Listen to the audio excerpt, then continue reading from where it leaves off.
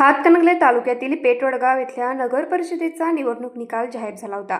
यावेळी हल्ल्यातील जखमी रतन आप्पासो पाटोळे हा सहारी गल्लीत राहत असून त्याचा मुख्य बाजारपेठेत हार विकण्याचा व्यवसाय आहे। आरोपी आणि हल्लेखोर एकाच ठिकाणी राहत आहेत। या निवडणुकीमध्ये जखमी रतन आप्पासो पाटोळे आणि हल्लेखोर सागर राजेंद्र खोत यांच्या प्रभागातील उमेदवार निवडून आल्याने रतन आप्पासो पाटोळे यांच्या सांगण्यावरून एका कार्यकर्त्याने फटाके उडवल्याचा संशय घेऊन सागर राजेंद्र खोत याने रतन आप्पासो पाटोळे याला मारहाण केली होती।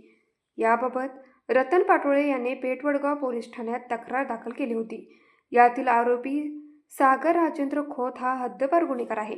त्यानंतर बुधवार दिनांक 24 डिसेंबर रोजी रात्री 9:30 वाजता हद्दपार गुन्हेगार सागर राजेंद्र खोत आणि त्याचा मित्र आयुब मेहबूब सरकवास यांनी भर बाजारपेठेत एडक्याने रतन पाटोळे यांच्या डोक्यात तोंडावर हल्ला चढवत त्याला जीवे मारण्याच्या उद्देशाने गंभीर जखमी केले।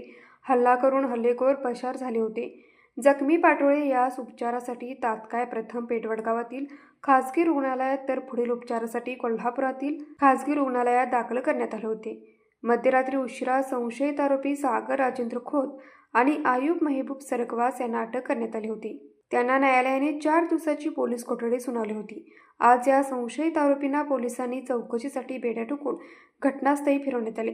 यावेळी नागरिकांनी मोठी गर्दी केली होती। पेठवडगावातील गुन्हेगारांची दहशत मोडून काढण्याची जबाबदारी पोलिसांच्यावर असून पोलिसांनी आपले कर्तव्य पार पाडावे अशी मागणी सामान्य नागरिकांच्या मधून व्यक्त होत आहे।